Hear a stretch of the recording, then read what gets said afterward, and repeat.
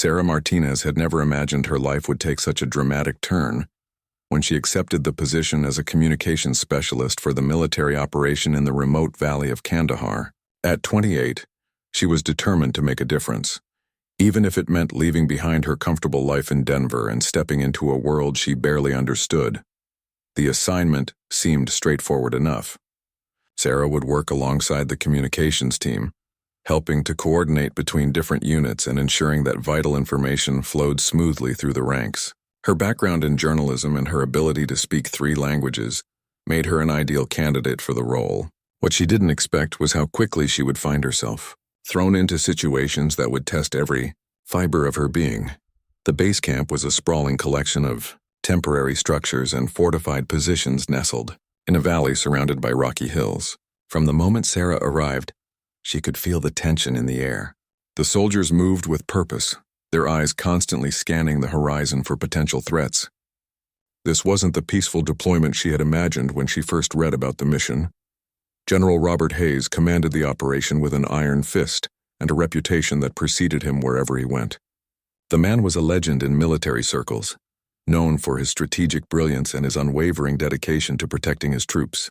At 52, he had seen more combat than most soldiers would in 3 lifetimes, and the lines on his weathered face told stories of countless battles fought and won. Sarah's first meeting with General Hayes was brief but memorable. She had been escorted to his command tent by Lieutenant Colonel Thompson, a stern man who seemed to measure every word before speaking. The general looked up from a map covered in red markings and tactical notes, his steel-gray eyes studying Sarah with the intensity of someone who could read people like open books.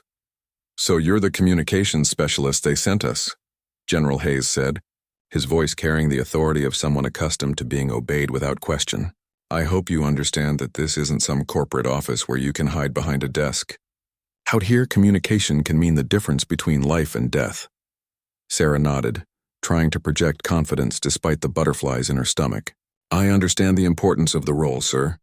I'm here to support the mission in whatever way necessary." The general studied her for another moment before returning his attention to the map. "Good. Report to Sergeant Mitchell in the communications bunker. He'll show you the ropes and explain our protocols. Remember, Miss Martinez, in this place there are no small mistakes. Every decision matters." As Sarah left the command tent, she couldn't shake the feeling that General Hayes had been testing her, measuring her resolve and determination. She had passed the first test, but something told her that much greater challenges lay ahead. The communications bunker became Sarah's second home over the following weeks. It was a cramped underground space filled with radio equipment, computers, and banks of monitors that displayed real-time information from various units scattered across the region. Sergeant Mitchell, a gruff but patient man in his early 40s, took Sarah under his wing and taught her the intricate web of military communications. "The key to staying alive out here," Sergeant Mitchell explained during one of their training sessions, "is information. We need to know where our people are, what they're seeing, and what threats they're facing. Your job is to make sure that information gets to the right people at the right time." Sarah threw herself into the work with determination that impressed even the most skeptical soldiers. She learned to operate complex radio systems, decode military jargon, and track multiple operations simultaneously. Her civilian background actually proved to be an advantage in some situations, as she could think outside the rigid military framework and suggest creative solutions to communication challenges. The days blended together in a routine of monitoring radio chatter, coordinating supply drops, and relaying intelligence reports. Sarah began to understand the rhythm of military life and the unspoken bonds that held the unit together. These weren't just soldiers following orders. They were a family united by shared danger and mutual dependence. It was during her 3rd week at the base that Sarah first heard the rumors about increased enemy activity in the surrounding hills. The radio chatter became more urgent, and she noticed that General Hayes spent longer hours in the command tent, studying maps and consulting with his officers. The atmosphere around the base grew more tense, and even the most experienced soldiers seemed on edge. One evening, as Sarah was finishing her shift in the communications bunker, she overheard a conversation between 2 officers that made her blood run cold. They were discussing intelligence reports about a planned attack on the base, though the details were still unclear. The enemy had been observing their movements and was reportedly planning something significant. Sarah realized that her role was about to become far more critical than she had ever imagined. She was no longer just processing routine communications.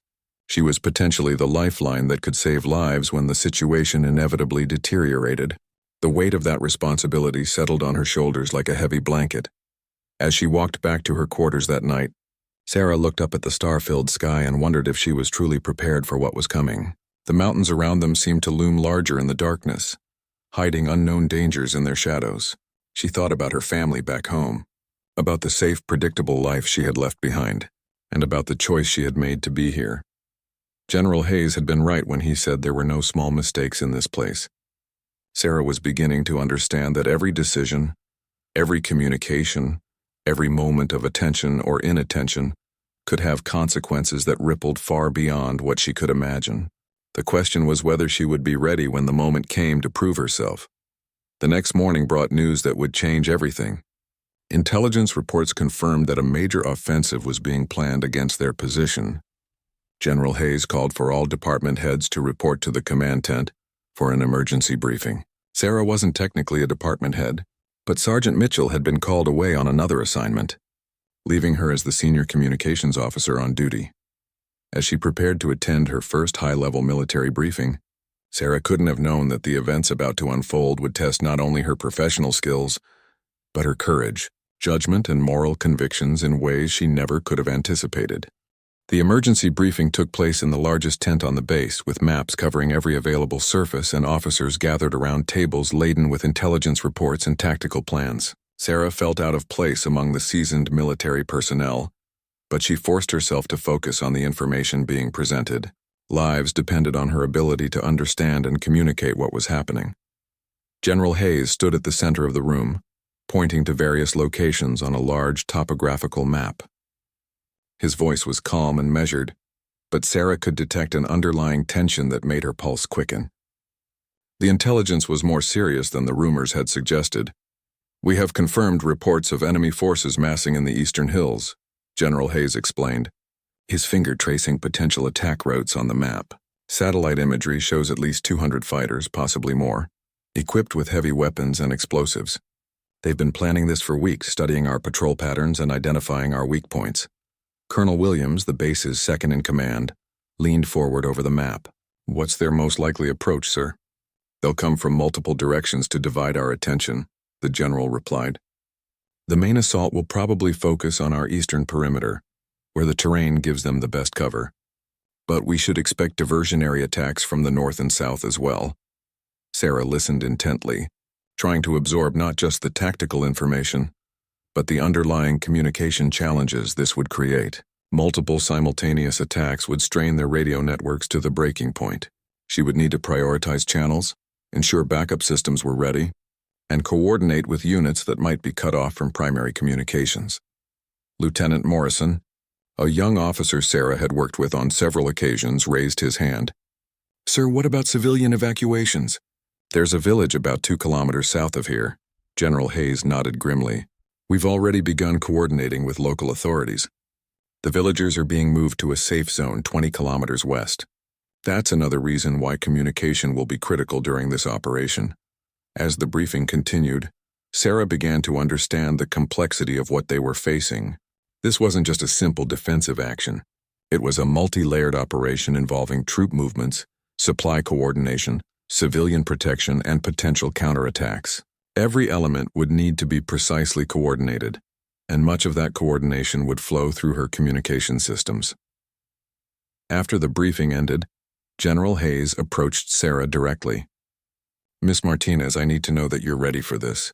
When the shooting starts, my commanders will be depending on you to keep them connected to each other and to me.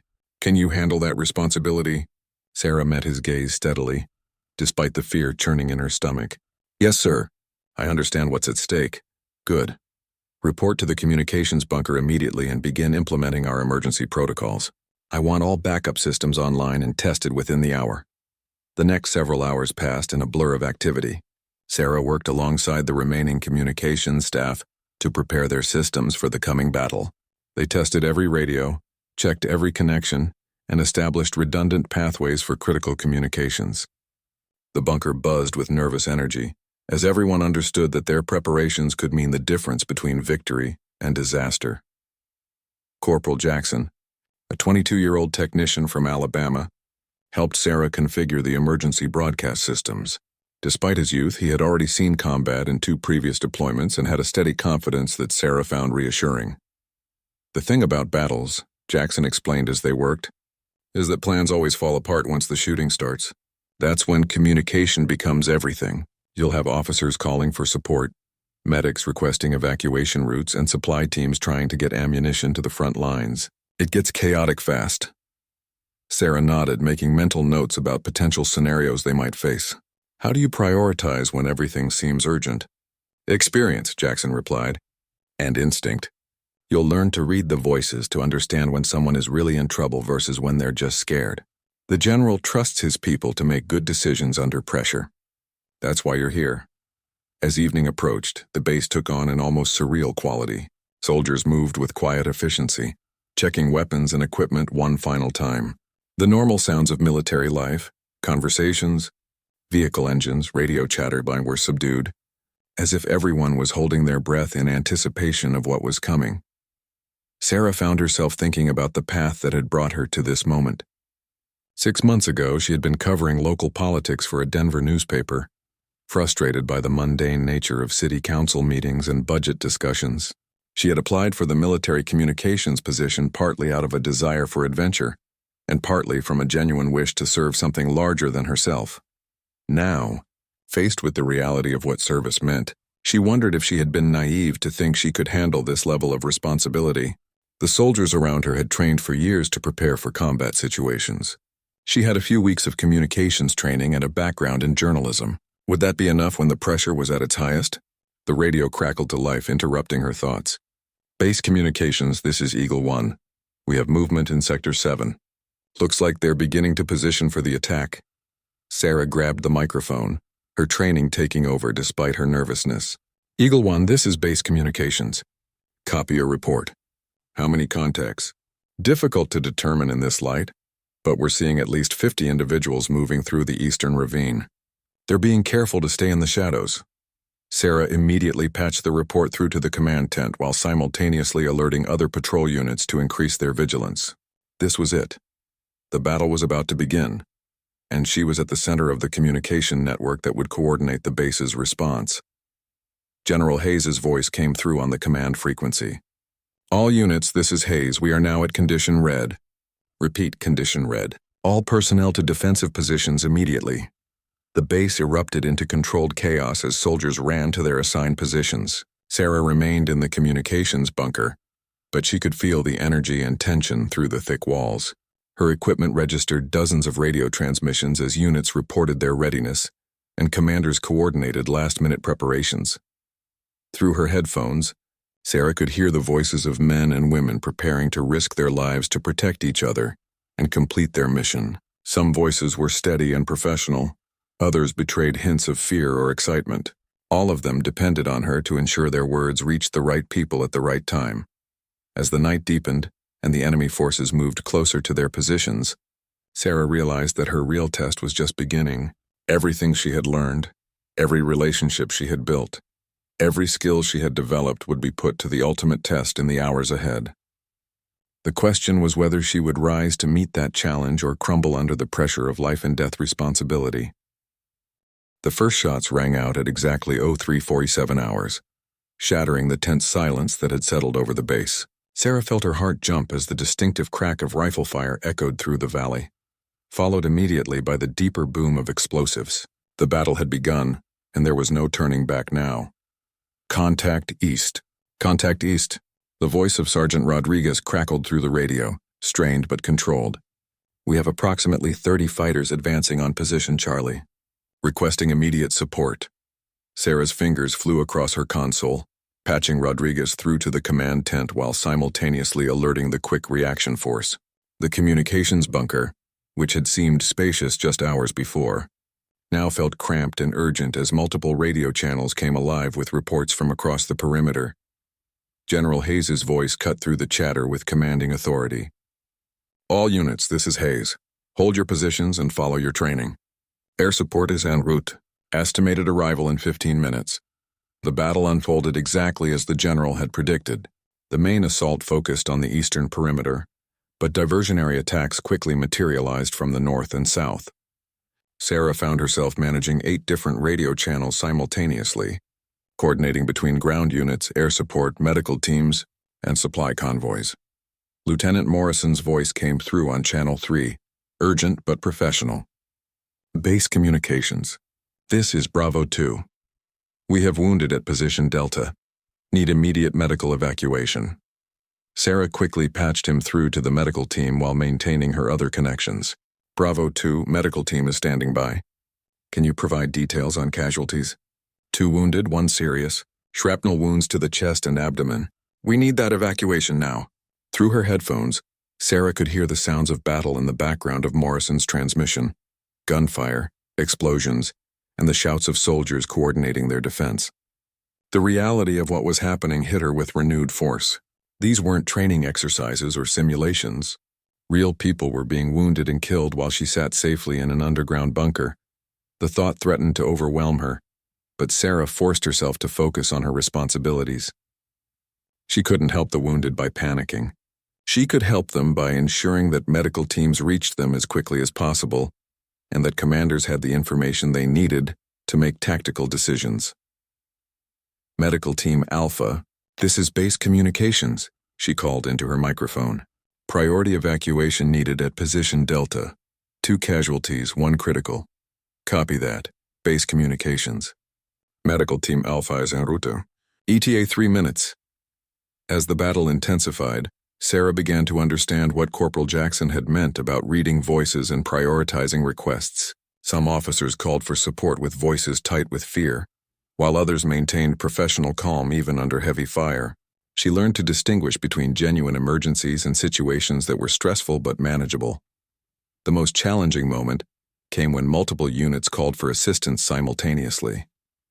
The northern perimeter reported being overrun, the eastern units were running low on ammunition, and a supply convoy had been ambushed while trying to reach the forward positions. For a terrifying moment, Sarah felt paralyzed by the conflicting demands. Then she remembered General Hayes's words about trusting his people to make good decisions under pressure. She took a deep breath and began triaging the requests based on her assessment of immediate life-threatening situations.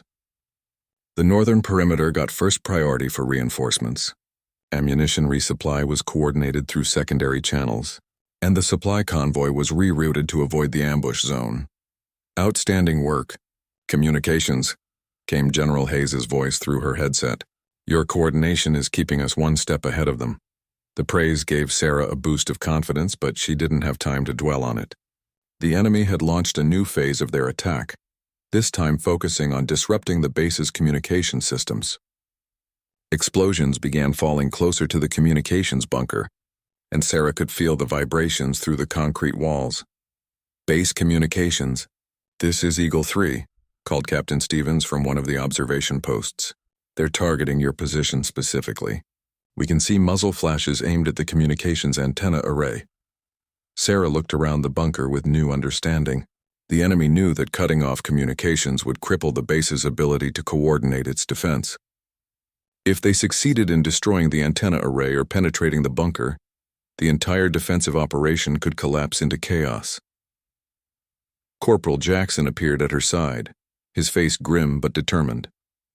We need to switch to backup systems immediately. Primary antennas are taking too much fire.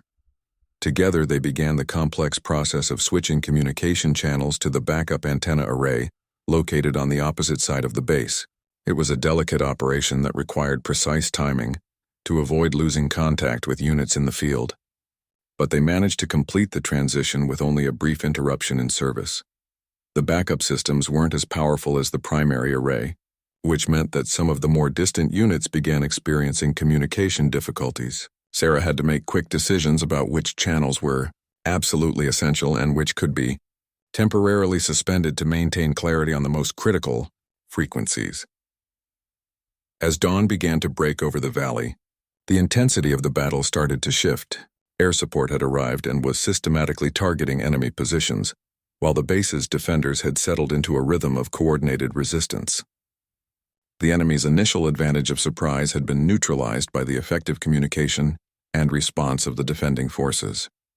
Sarah realized that she had been at her post for over 6 hours, managing dozens of critical communications and helping to coordinate a complex defensive operation. Her body ached from tension and her voice was hoarse from constant radio work, but she felt a growing sense of accomplishment.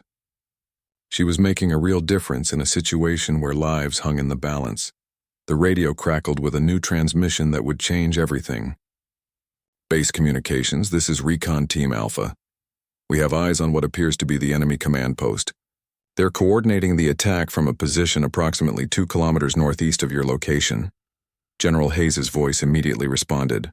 Recon Team Alpha, this is Hayes. Can you confirm the target and provide coordinates for airstrike? Affirmative, sir. We have visual confirmation of enemy leadership and communication equipment. Coordinates follow. Sarah listened as the coordinates were transmitted and immediately began coordinating with the air support team to verify targeting information. This could be the opportunity to end the battle decisively, but it would require precise communication and timing to ensure the strike was accurate and effective. As she worked to facilitate this critical operation, Sarah had no way of knowing that in just a few minutes, an unexpected gunshot would ring out that would focus General Hayes' attention directly on her and force her to confront a moral dilemma she never could have anticipated. The airstrike on the enemy command post was scheduled for 0630 hours, just as the morning light would provide optimal visibility for the pilots. Sarah had spent the last 20 minutes coordinating between Recon Team Alpha, the air support squadron, and General Hayes' command staff to ensure every detail was perfect. The success of this strike could determine the outcome of the entire battle. Strike Team Falcon, this is base communications. Sarah called into her headset. Target coordinates confirmed. You are cleared for approach in T-2 minutes. Copy that, base communications. Strike Team Falcon beginning final approach. ETA 90 seconds to target. The tension in the communications bunker was palpable as everyone waited for confirmation of the strike. Sarah monitored multiple channels simultaneously, tracking the progress of the air attack while maintaining contact with ground units across the perimeter. Everything seemed to be proceeding according to plan. Then, at exactly 6:29 hours, a single gunshot rang out from somewhere within the base perimeter. It wasn't the sustained fire of battle or the distant crack of sniper rounds. This was different, closer, more deliberate, and somehow more ominous than all the combat noise that had surrounded them throughout the night. The shot was followed by an eerie silence that seemed to cut through even the ongoing sounds of battle. Sarah noticed that several radio transmissions stopped mid-sentence as if operators across the base had been startled by something unexpected. Even the enemy fire seemed to pause momentarily, as if both sides were trying to understand what had just happened. Base communications. This is Perimeter 6. Came a confused voice through Sarah's headset. Did anyone else hear that shot? It came from inside our lines, somewhere near the command area. Before Sarah could respond, General Hayes' voice cut through all other communications with an intensity that made her blood run cold. His normal command authority had been replaced by something much more dangerous, a cold fury that suggested someone was about to face serious consequences. All units. This is Hayes. Cease unnecessary chatter immediately. I want every soldier to maintain position and account for their weapons. Base communications. Patch me through to all department heads immediately. Sarah's hands trembled slightly as she opened the command frequency to all senior officers. She had never heard General Hayes sound like this before. The controlled anger in his voice suggested that whatever had happened with that single gunshot was far more serious than an accidental discharge or stray round. This is Hayes, the general's voice crackled through the communications system. 1 minute ago, a shot was fired from within our perimeter. That shot was not part of our defensive operations, and it was not authorized by any commander on this base. I want to know who fired that shot, and I want to know immediately. The silence that followed was deafening. Sarah could hear her own heartbeat in her ears as she waited for someone to respond to the general's demand. Around the base, she could imagine hundreds of soldiers checking their weapons and trying to account for every round that had been fired during the battle. Lieutenant Colonel Thompson's voice came through hesitantly. Sir, this is Thompson. All units in Sector Alpha report weapons accounted for. No unauthorized discharges in our area.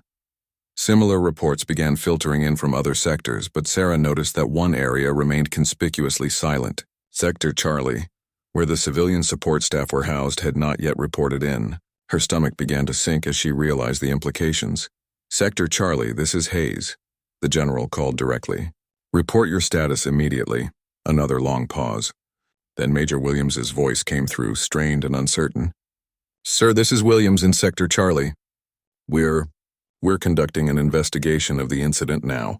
Request permission to report directly to your command post. Sarah felt her breath catch in her throat. Major Williams was the officer in charge of civilian personnel, which meant the mysterious gunshot had something to do with the support staff. Given that she was one of only a handful of civilians on the base, the odds that she would be involved in whatever investigation was about to unfold were uncomfortably high. Negative. Williams, General Hayes responded sharply. I want your report now over the radio. We are in the middle of a combat operation, and I will not have my attention divided by unnecessary drama.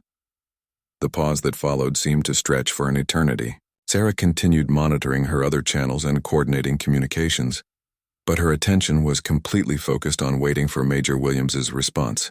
When it finally came, her worst fears were confirmed. Sir, the shot appears to have been fired by one of our civilian support personnel. The individual in question has been secured and is being questioned about the circumstances. However, sir, there are some complicating factors that require immediate command attention. General Hayes's response was ice cold. What kind of complicating factors, Major? Sir, the shot was fired during what appears to have been an attempt to prevent a security breach. The civilian observed what they believed to be unauthorized access to sensitive equipment and took action to prevent potential sabotage. Sarah's mind raced as she tried to understand what Major Williams was describing. Someone had fired a shot while trying to prevent sabotage, but who among the civilian staff would even have access to a weapon, let alone the training to use it effectively in a crisis situation? The realization hit her like a physical blow.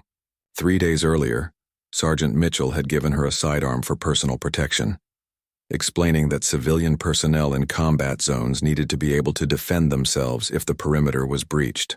She had protested that she didn't know how to use it properly, but he had insisted on giving her basic training and making her promise to keep it with her at all times. Major Williams, General Hayes continued, his voice growing more dangerous with each word. I want the name of this civilian, and I want the complete details of this incident now. Sarah's hands continued working her communications console, but her mind was entirely focused on the growing dread in her stomach. She tried to remember if she had done anything that could be construed as firing a shot, but the hours of battle had blurred together in her memory. Had there been a moment when she thought she heard an intruder? Had she drawn her weapon at some point? The more she thought about it, the more confused she became. She had been in the communications bunker for the entire battle, focused entirely on managing radio traffic. She couldn't remember leaving her post or drawing her weapon, but the stress and adrenaline of combat could affect memory and judgment in unpredictable ways. Sir, Major Williams finally responded, the civilian in question is Sarah Martinez, the communications specialist. She reports that she observed an individual attempting to access the backup communications equipment and fired a warning shot to prevent potential sabotage of our systems. The words hit Sarah like a sledgehammer. According to Major Williams, she had fired the shot that had drawn General Hayes's attention. But she had no memory of the incident he was describing. Had she done something during the battle that she couldn't remember? Was it possible that the stress had affected her more than she realized? General Hayes's voice came through the radio with deadly clarity. Miss Martinez will report to my command post immediately. All other personnel will maintain their positions until this matter is resolved. Sarah stared at her communications console, her hands frozen over the controls. In just a few minutes, she would have to face General Hayes and explain something she didn't understand herself. The battle was still raging around them. Communications were still critical to their survival. But now she was being called away to answer for an action she couldn't remember taking. The question that terrified her most was simple. What had really happened? And why couldn't she remember firing that shot? Sarah's legs felt unsteady as she made her way through the base toward General Hayes' command post. The sounds of battle continued around her, distant gunfire, radio chatter, and the rumble of military vehicles, but everything seemed muted and surreal. Her mind kept trying to piece together what had happened, but she encountered only blank spaces where her memory should have been. Corporal Jackson had taken over her position at the communications console, assuring her that he could manage the radio traffic until she returned. But Sarah wondered if she would be returning at all. The look in his eyes suggested that he understood the seriousness of the situation better than she did. As she approached the command tent, Sarah noticed that 2 military police officers flanked the entrance. They didn't speak to her, but their presence made it clear that this was more than a routine debriefing. Whatever had happened with that gunshot, it was being treated as a serious incident that could have major consequences. General Hayes was standing over a map table when she entered, his back rigid with tension. Lieutenant Colonel Thompson and Major Williams were also present, along with Captain Rodriguez from the military police. The atmosphere in the tent was thick with unspoken accusations and barely contained anger. "Miss Martinez," General Hayes said without turning around, "please explain to me exactly what happened when you fired that shot." Sarah took a deep breath, trying to organize her thoughts. "Sir, I'm having difficulty remembering the specific details. The battle has been intense, and I've been focused on managing communications for the past several hours. Major Williams mentioned something about preventing sabotage, but I don't have a clear recollection of the incident." General Hayes turned around slowly, his steel gray eyes boring into hers with an intensity that made her feel completely exposed. "You don't remember firing a weapon during a combat operation?" "Miss Martinez, that level of memory loss would suggest either extreme psychological trauma or a deliberate attempt to avoid responsibility." "Sir, I would never lie about something this serious," Sarah replied, fighting to keep her voice steady. "I'm genuinely confused about what happened. If I fired that shot, there must have been a good reason, but I need help understanding what that reason was." Major Williams stepped forward, consulting a notebook filled with handwritten observations.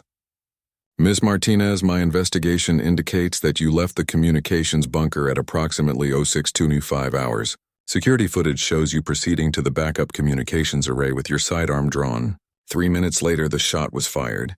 Sarah felt a chill run down her spine. Security footage would provide objective evidence of her actions, but she still had no memory of leaving the communications bunker or drawing her weapon.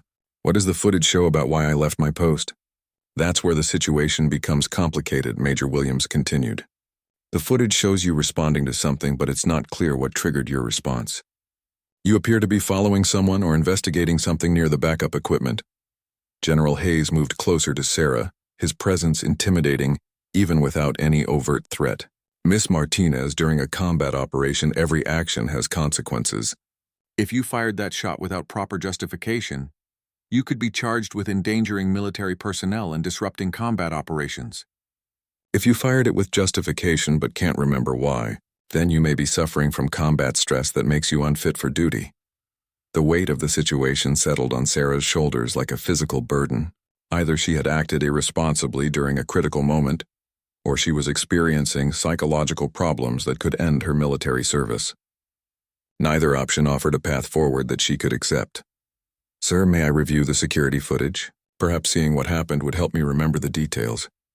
Lieutenant Colonel Thompson exchanged a glance with General Hayes before responding. "The footage is classified material related to base security. We can't simply show it to civilian personnel without proper authorization." Sarah felt a flash of frustration. "How can I defend my actions if I can't see the evidence of what I did?" "That's exactly the problem," General Hayes said coldly. "In military operations, we don't have the luxury of reviewing footage and consulting lawyers before making decisions. You took an action that disrupted our operations, and now you need to account for that action based on your own memory and judgment." The conversation was interrupted by a commotion outside the command tent. Voices were raised in urgent discussion, and Sarah could hear someone approaching rapidly. A moment later, Sergeant Mitchell burst through the tent entrance, his face flushed with exertion and excitement. "Sir, I need to speak with you immediately about the incident with Miss Martinez," Mitchell said, breathing heavily. "I have information that changes everything about what happened." General Hayes's expression didn't change, but Sarah could sense a shift in the tension within the tent.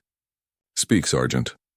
"Sir, I've been investigating the backup communications array where the shot was fired. I found evidence of actual sabotage. Someone had been tampering with the equipment. Miss Martinez may have actually prevented a serious security breach." Sarah felt a wave of relief wash over her, followed immediately by renewed confusion. If Sergeant Mitchell was right, Then her actions had been justified, but she still couldn't remember what had prompted her to investigate the area in the first place. What kind of sabotage? General Hayes demanded. Someone had installed a device designed to intercept our radio transmissions and relay them to an external receiver. If it had gone undetected, the enemy would have had access to all of our tactical communications. The shot disrupted their plan and caused them to flee before they could activate the device. Major Williams looked up from his notebook with surprise, but our investigation didn't find any evidence of an intruder. That's because they escaped during the confusion following the gunshot, Mitchell explained. But I found footprints, tool marks on the equipment, and the sabotage device itself hidden in the antenna housing. Miss Martinez may have saved this entire operation. General Hayes studied Sarah with a new expression, not anger or suspicion, but curiosity, and perhaps even respect. Miss Martinez, if Sergeant Mitchell is correct, then you demonstrated exceptional situational awareness and quick thinking. But I still need to understand how you detected the sabotage when our security patrols missed it. Sarah closed her eyes and tried to focus on her memories of the early morning hours. Slowly, fragments began to emerge from the fog of combat stress and adrenaline. She remembered noticing an unusual pattern in the radio transmissions, a slight delay that suggested someone might be intercepting and retransmitting their signals. I think I noticed anomalies in our communication timing, she said slowly. There were delays that didn't match our normal equipment performance. When I tried to trace the source of the problem, it led me to the backup array. And you went to investigate alone instead of reporting the issue through proper channels? Lieutenant Colonel Thompson asked. Sarah nodded, beginning to remember more details. The battle was at a critical point. I thought I could quickly check the equipment and report back without disrupting operations. When I saw someone tampering with the antenna, I drew my weapon and ordered them to stop. They ran, and I fired a warning shot to prevent their escape. General Hayes was quiet for a long moment, considering the new information. Finally, he spoke with his characteristic authority. But the anger had been replaced by something approaching approval. Miss Martinez, your actions may have prevented a catastrophic intelligence breach that could have cost lives and compromised our mission. However, you also violated protocol by leaving your post and investigating alone. In the future, such situations must be reported immediately through proper channels. Sarah felt a mixture of relief and chastisement. She had been vindicated, but she had also learned a valuable lesson about military protocol and the importance of following established procedures even in crisis situations. Yes, sir, I understand. Good. Now return to your post and help us finish winning this battle. As Sarah walked back to the communications bunker, she felt as though she was seeing the base with completely new eyes. The revelation about the sabotage attempt had changed everything, about how she understood her role and responsibilities. She wasn't just a support person helping with communications. She was an integral part of the base's security and operational effectiveness. The battle was still raging, but the successful airstrike on the enemy command post had shifted the momentum decisively in favor of the defending forces. Radio chatter indicated that enemy forces were beginning to withdraw from several positions. Though scattered resistance continued across the perimeter, Corporal Jackson looked up with obvious relief when Sarah returned to the communications console. Thank God you're back. We've got 3 units requesting immediate support coordination, and I'm running out of hands to manage all these channels. Sarah slipped back into her position with renewed confidence. The events of the morning had taught her that she was capable of much more than she had initially believed. She had detected a serious security threat, taken decisive action to prevent it, and helped protect the entire operation from potential disaster. What's the current situation? She asked, quickly scanning the radio traffic summaries that Jackson had prepared. The eastern perimeter is mostly secure now, but we've got enemy forces trying to establish new positions in the southern hills. Air support is working to dislodge them, but the ground units need precise coordination to avoid friendly fire incidents. Sarah immediately began coordinating between the ground units and air support, using her growing experience to anticipate communication needs and prevent the kind of confusion that could lead to tragic mistakes. The skills she had developed over the past few weeks now felt natural and instinctive. As the morning progressed, it became clear that the enemy's coordinated assault was collapsing. Without their command structure and with their communications compromised by the failed sabotage attempt, the attacking forces were unable to maintain organized resistance. Individual units continued fighting, but they lacked the coordination necessary for effective offensive operations. General Hayes's voice came through the command frequency with an announcement that sent a wave of relief through the entire base. All units, this is Hayes. Enemy forces are in full retreat. Maintain defensive positions but prepare for cleanup operations. Outstanding work, everyone. The cheers that went up from positions across the base were audible even through the thick walls of the communications bunker. Sarah felt a surge of pride and accomplishment that she had never experienced before. She had played a direct role in defending the base and protecting the lives of everyone stationed there. But even as she celebrated with her colleagues, Sarah couldn't shake the feeling that the morning's events had revealed something important about herself that she needed to understand better. The fact that she had detected the sabotage attempt when trained security personnel had missed its suggested abilities or instincts that went beyond her official training. Sergeant Mitchell appeared in the communications bunker a few hours later, carrying a detailed report about his investigation of the sabotage device.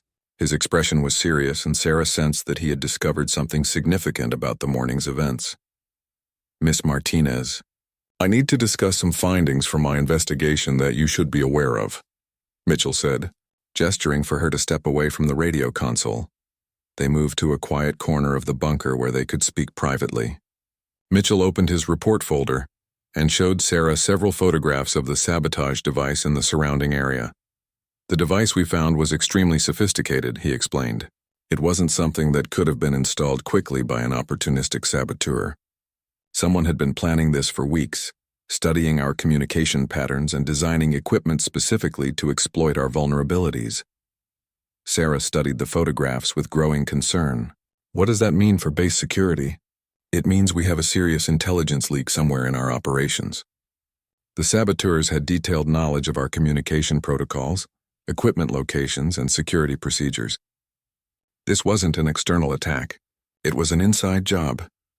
The implications hit Sarah like a physical blow. Someone within the base's personnel had been working with the enemy, providing information that enabled the sabotage attempt. The person she had confronted near the backup communications array hadn't been an enemy infiltrator. It had been someone with legitimate access to the base. Do you have any idea who it might be? She asked. Mitchell shook his head grimly. That's the problem. The person you saw could have been anyone with technical knowledge and access to the communications equipment. It could have been a soldier, an officer, or even another civilian contractor. Sarah felt a chill as she realized the broader implications. If there was a traitor within the base, then everyone was potentially suspect. Her own actions in detecting and preventing the sabotage could be viewed with suspicion by anyone who didn't know the full details of what had happened. Sergeant, what happens now? How do we identify the person responsible? That's above my pay grade, Mitchell replied. General Hayes and the intelligence officers will handle the investigation. But you should be aware that you'll probably be questioned extensively about what you saw and heard during the incident. As if summoned by their conversation, Lieutenant Colonel Thompson appeared at the entrance to the communications bunker.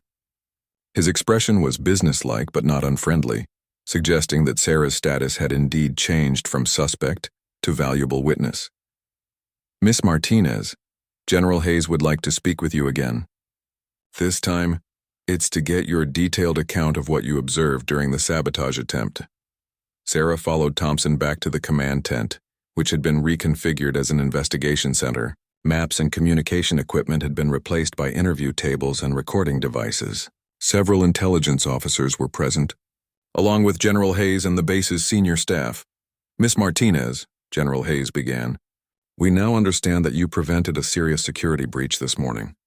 We need your help to identify the person responsible and determine how they gained access to classified information about our operations. Over the next 2 hours, Sarah provided the most detailed account she could remember about her detection of the communication anomalies and her investigation of the backup equipment. The intelligence officers asked probing questions about timing, specific details of what she had observed, and her assessment of the saboteur's behavior and apparent expertise. As the interview progressed, Sarah began to realize that her unique perspective as a civilian communications specialist had given her insights that military personnel might have missed. Her background in journalism had trained her to notice patterns and anomalies that others might dismiss as routine variations. The person I saw knew exactly what they were doing, she told the investigators. They weren't fumbling around trying to figure out how the equipment worked. They had obviously studied our systems and planned their approach carefully. When the interview finally concluded, General Hayes approached Sarah privately. "Miss Martinez, your actions this morning went far beyond your official duties, and they may have saved this entire operation. I want you to know that your service here has been exemplary." Sarah felt a surge of pride, but she also understood that the investigation was just beginning. Somewhere within the base was a person who had betrayed their colleagues and endangered everyone's lives. Until that person was identified and captured, no one could truly rest easy. The battle was over, but a new and perhaps more dangerous challenge was just beginning. 3 days after the battle, the base had settled into an uneasy routine of heightened security and ongoing investigation. The enemy forces had been completely routed, but the knowledge that a traitor remained among them cast a shadow over what should have been a celebration of victory. Sarah found herself at the center of the investigation, not as a suspect but as the key witness whose observations might lead to identifying the saboteur. The investigation had revealed disturbing details about the scope of the security breach. The sabotage device found on the backup communications array was just one component of a larger intelligence operation that had been feeding information to enemy forces for at least 2 months. Radio intercepts, patrol schedules, supply convoy routes, and tactical plans had all been compromised. General Hayes had assembled a team of military intelligence specialists to conduct interviews with every person who had access to the compromised information. Sarah watched as colleagues and friends were questioned, their loyalties examined under the harsh light of suspicion. The atmosphere of mutual trust that had bound the unit together was eroding day by day. Sarah herself had been interviewed 3 more times as investigators tried to extract every possible detail from her memory of the sabotage attempt.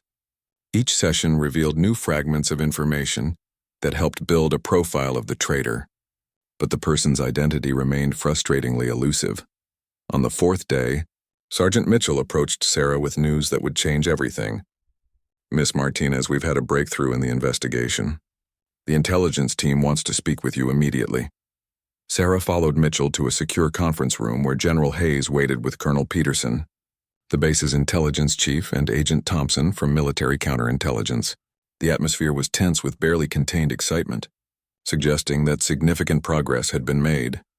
"Miss Martinez," Colonel Peterson began, "we've analyzed the sabotage device you helped us recover, and we've made some important discoveries.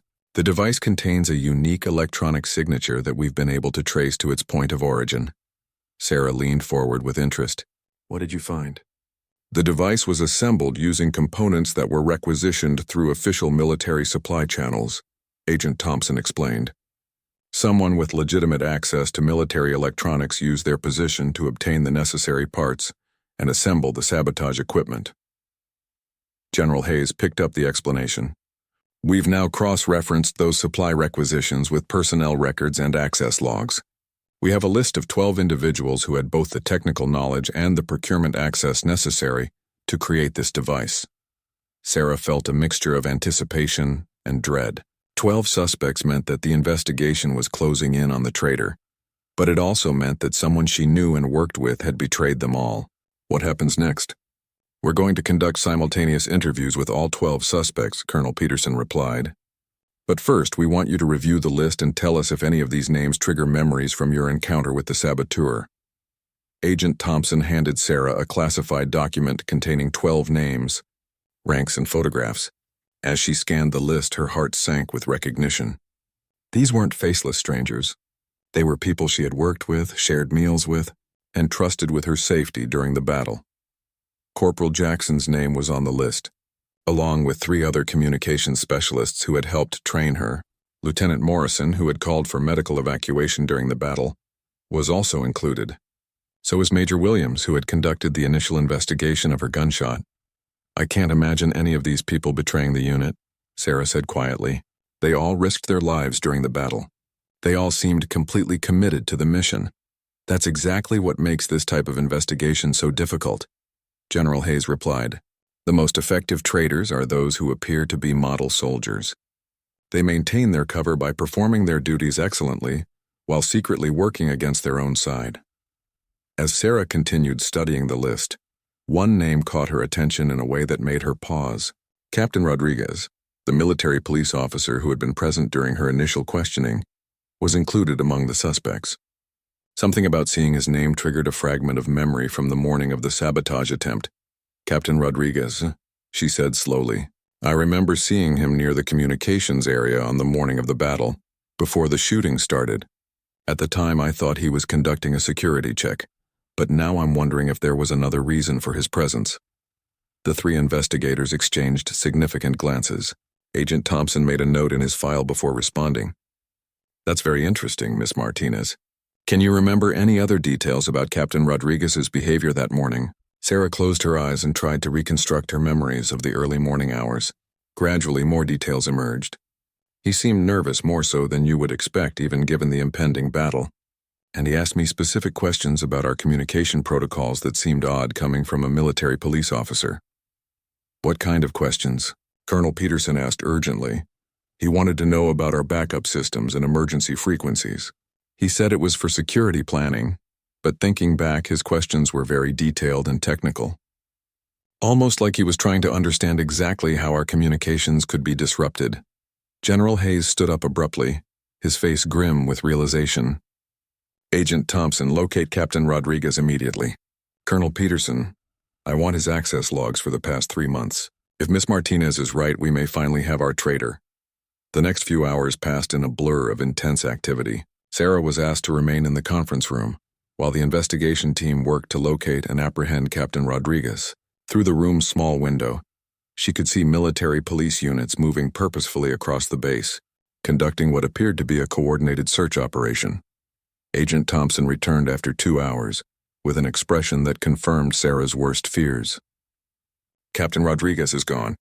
His quarters have been cleared out, and he hasn't been seen since yesterday evening. It appears he realized the investigation was closing in, and decided to flee rather than face questioning." Sarah felt a mixture of vindication and disappointment. Her observations had helped identify the traitor, but the man had escaped before he could be arrested and questioned about the full extent of his betrayal. "What happens now?" she asked.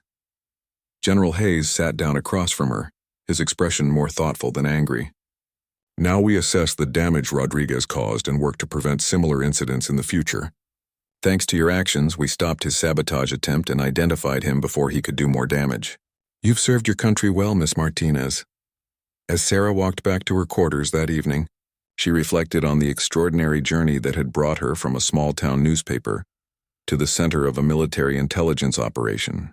She had proven to herself that she was capable of far more than she had ever imagined, and she had discovered strengths and instincts that she never knew she possessed. The base would recover from Captain Rodriguez's betrayal, new security procedures would be implemented, and the mission would continue. But Sarah knew that she had been forever changed by her experiences. She was no longer just a civilian providing support.